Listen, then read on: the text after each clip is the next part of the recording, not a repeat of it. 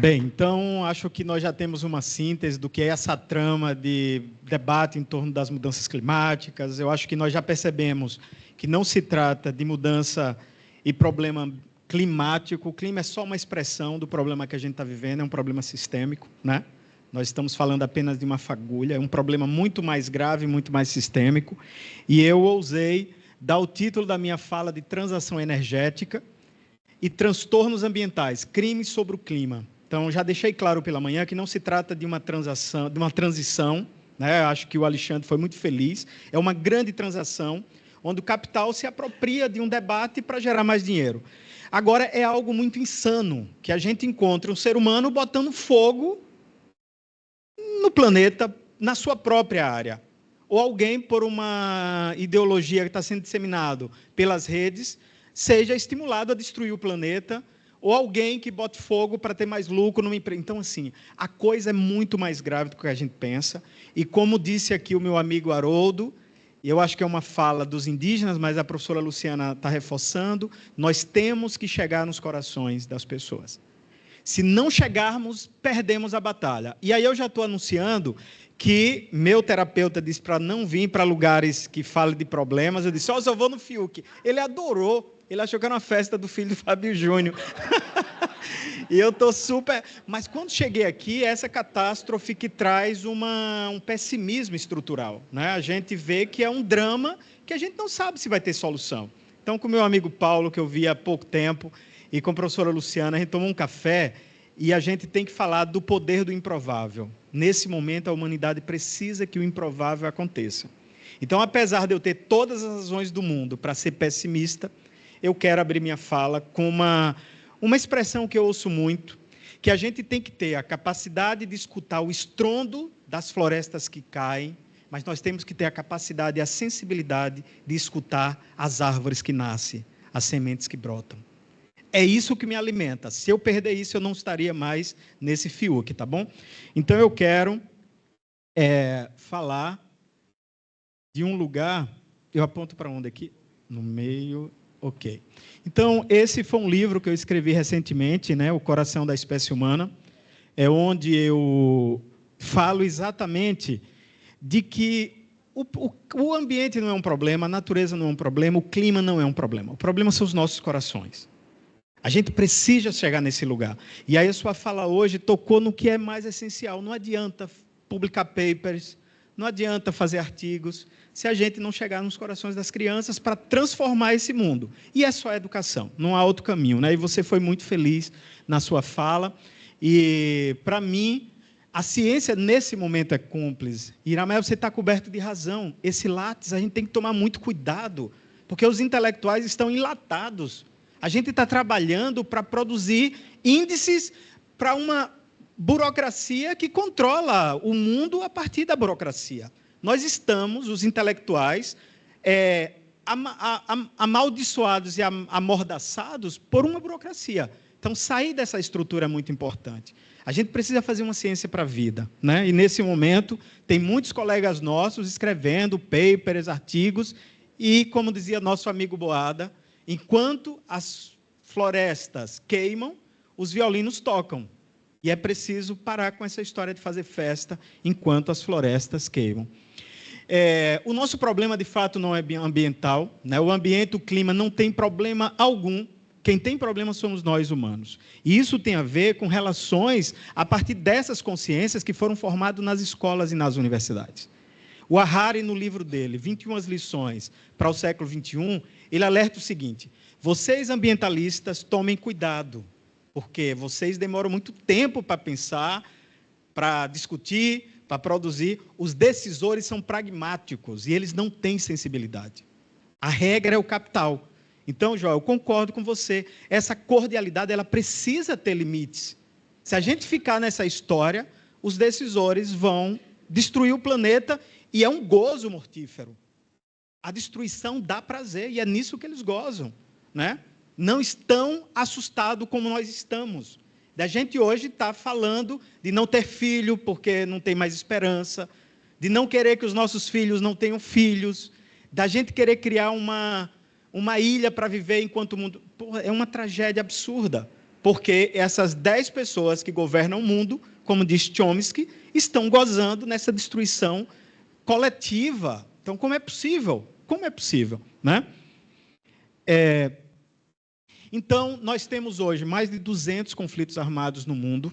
Hoje se gasta mais de 200 trilhões com a indústria da guerra. Só trouxe um dado aí, em igual período gasta-se cerca de 60 bilhões de dólares, o que representa 3%, com programas de assistência, e cerca de 100 bilhões de dólares, que representa 5%, com as supostas mudanças climáticas. Então, a gente, quanto gasta? Trilhões de dólares com a guerra, apenas 3% disso é usado, né, para a gente fazer programas de assistência, ou apenas 5% para debater a problemática climática. Então, como é possível? Não é possível, porque todo dia é preciso fomentar uma guerra, porque é o que dá mais dinheiro. O que está acontecendo no Oriente é apenas uma mobilização dessa maquinaria perversa, né? Enquanto isso, nós estamos aqui, mas o que move o mundo, o que move o capital é a guerra. É a guerra, é isso que dá dinheiro.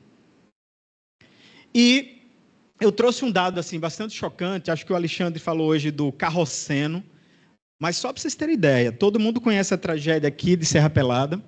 Então, olha só, em um iPhone se gasta 0,033 gramas de ouro. Em toda a Serra Pelada, a gente extraiu, em média, 30 a 40 toneladas de ouro.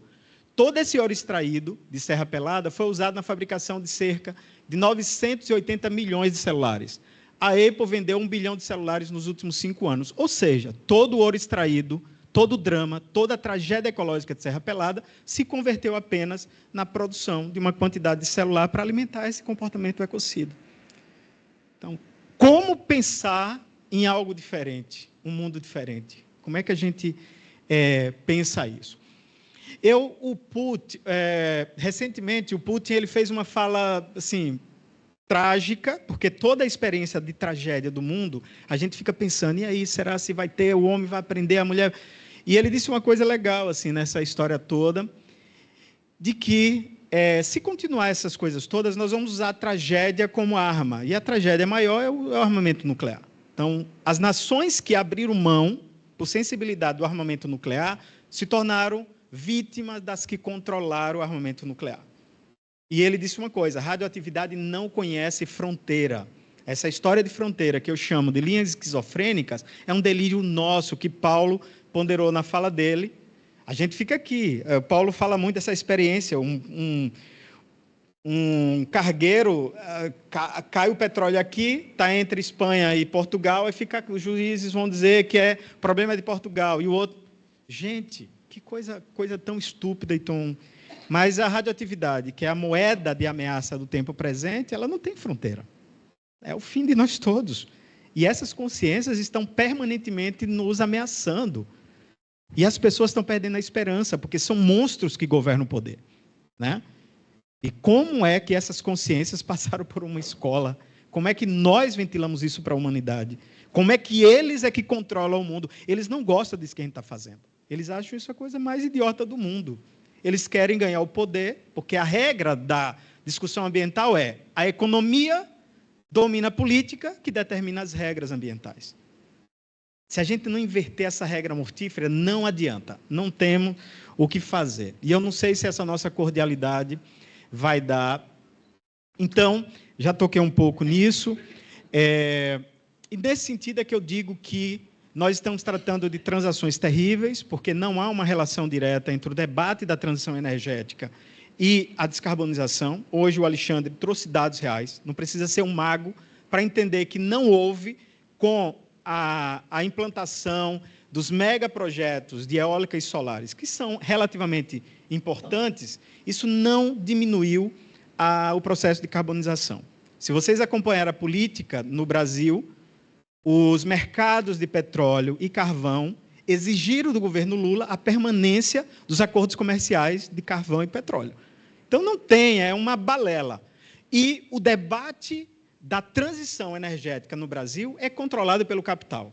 E eu estou no olho do furacão, porque eu tive, não sei se a triste ideia ou a feliz ideia, de escapar para um lugar que não tinha problema ambiental, Eu larguei lá o São Francisco, né? Fui morar no meio da Serra do Sertão. Disse, lá eu me escondo, não quero mais saber desse problema, porque eu quero ter paz para viver. Quando chego lá, é exatamente o momento em que o Brasil faz esse pacto destrutivo com os mercados de energia solar e eólica, que são trágicos, né? Eu vou mostrar um pouco para vocês, e estão destruindo parte do Brasil, né? E, sobretudo, as nossas serras. Então, eu vou falar um pouco dessa experiência que eu estou vivendo junto com...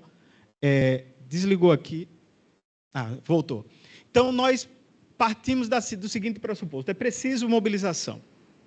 Então, nós criamos um movimento chamado Salve as Serras. É um movimento muito interessante. A gente, primeiro, teve que mobilizar as pessoas que têm sensibilidade para dizer, vamos fazer alguma coisa? Vamos, né? Segundo, nas decisões do campo jurídico formal, quando a gente ia procurar o Ministério Público, juízes, poxa, os caras do INEMA, do governo, estão dizendo que isso é a saída para o planeta, que está tudo legal. Como é que vocês estão dizendo que isso não é legal? Só para dar um dado, o INEMA liberou uma licença recente, numa área que nós trabalhamos, nós mapeamos mais de 100 nascentes, de rios importantes como o Paraguaçu, que alimenta uma população de mais de 1 milhão de pessoas, do Rio São Francisco. Ou seja, são rios do bioma Caatinga, que é um ecossistema, como você colocou, altamente vulnerável. E o INEMA, que é o órgão que tem a responsabilidade de olhar, liberou a licença dizendo, abre aspas, lá só tem 2 nascentes. Eles sabem que lá tem 100 nascentes. Mas há um acordo do Estado com o capital eólico e solar. Não é nenhuma novidade, é um pacto. Não é à toa que o governo da Bahia, em 2020, produziu um documento entregando as terras públicas da Bahia para o gerenciamento do capital eólico, obrigando, inclusive, as populações tradicionais a terem que redobrar os seus processos de luta, o seu cansaço histórico. Então, nós temos um Estado que está altamente vinculado ao capital. Então, eu vi aqui alguém colocar de manhã, precisa normatização, o Alexandre evoca muito isso. O problema não é o caminho, porque o Estado fez uma opção. E qual é o caminho? Qual é a saída? Se a gente tem o capital que domina o mundo e o Estado que poderia ser um caminho de ponderação diz, nós estamos do lado desse capital. E as populações que se ferrem, porque o que está em movimento é a destruição de territórios tradicionais. Acho que a Patrícia vai fazer isso. Então, o que foi que nós fizemos? Vamos, pelo menos, produzir relatórios, porque é uma guerra cartográfica, é uma guerra de discurso.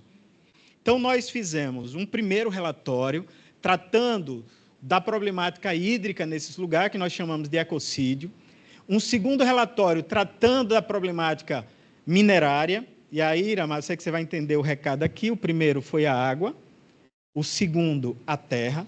Nesse segundo, só foi terminar as lideranças que estavam conosco, todas foram processadas. E para a gente tem estrutura para lidar com o campo jurídico, mas uma liderança não tem. Eu vi várias lideranças sendo mortas quando elas são judicializadas.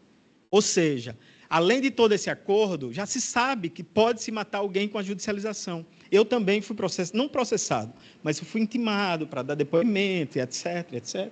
Fui lá, dei depoimento. Aí o terceiro, que é o que traz aqui o tema mais diretamente, a gente tratou do tema do ar, e nós chamamos esse relatório do Cárcere dos Ventos. Alguém perguntou assim, mas vento, se prende vento? Por incrível que pareça, se prende vento. Os bens da natureza são hoje a moeda do capital. Eles se apropriam de um bem que supostamente é de todos e transformam num produto, numa commodity do capital. Isso vale para a terra, para o ar, para a água, para tudo. E o pior, fizeram isso com nossas almas. Eu acho que é aí que está a grande prisão, né? Por último, nós produzimos esse relatório, que é o que a gente trouxe para lançar aqui, né? É um relatório que trata de um problema não muito grave, não menos grave e urgente, porque nós estamos diante de uma indústria muito poderosa, que é a indústria do fogo. É difícil imaginar que essa queimaria toda está sendo um projeto, e vocês estão vendo, não precisa ninguém dizer, a destruição das florestas é um projeto pensado, arquitetado. É lamentável, mas é verdade. Então, nós trabalhamos aí na Serra do Espinhaço, né, que é uma cordilheira, a única cordilheira do Brasil, e nós estamos no extremo disso, que é as montanhas, que têm uma importância muito grande, é lá que se produz a água do planeta, né? Nós temos 22% da superfície da Terra, é a caixa d'água do planeta.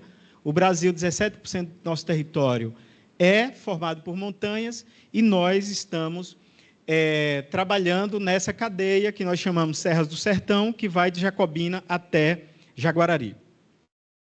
É um lugar altamente destruído pela mineração. O sertão se ventila que é um lugar pobre, mas é aí que está a maior mineradora de diamantes da América Latina, a maior mineradora de ouro da América Latina, a maior mineradora de cobre da América Latina. Então, como é que nós somos um lugar tão rico e com essa narrativa de que é um povo pobre e miserável? Isso é uma atualização de um processo de colonização que só ganhou novas formas. Agora não estão vindo, Patrícia, matando a gente, estuprando. Agora usa desses instrumentos, inclusive do Estado, que aprovou no Brasil uma lei chamada Lei Candir, que permite que essa colonização, todo esse processo de extração, seja levado para os lugares sem pagar imposto. Menos de 2% de toda a riqueza minerária fica no PIB brasileiro. Isso está acordado através de uma lei, porque a política é controlada por essas corporações econômicas, e isso não vai mudar, porque se só isso mudasse, nós seríamos um país soberano, né? Então, é claro, e aí, Haroldo, assim, é um dado para a gente levar para os seus debates, a biodiversidade desse lugar não interessa, porque o que você está falando é proteger a vida, é proteger as pessoas, os passarinhos, e eles não é por aí. A lógica deles é a destruição dos passarinhos, dos morcegos, das árvores e da gente também, né? Então, esses moedores de torrar passarinho, a gente usou essa expressão, né, Alain? O Alain escreveu um artigo com a gente, é nosso orientando lá, foi me orientando. Carlos também trabalha com a gente lá. Então, a gente chama isso aí de liquidificador gigante de torrar passarinho. E morcego, porque é uma coisa terrível, né? Então, só para vocês terem ideia, esse passarinho é um sabiá, aqui da Caatinga. Ele planta, em média, mais de 5.000 árvores na vida. Né? É o jardineiro da Caatinga. Gente, por ano, milhares de pássaros são triturados por esses empreendimentos.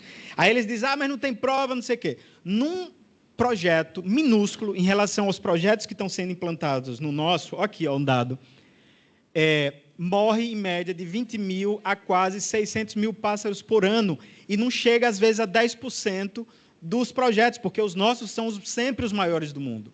São 1.000 torres, são 200.000 placas, é sempre o maior que estão sendo implantados nessas áreas do sertão. Então, é uma tragédia.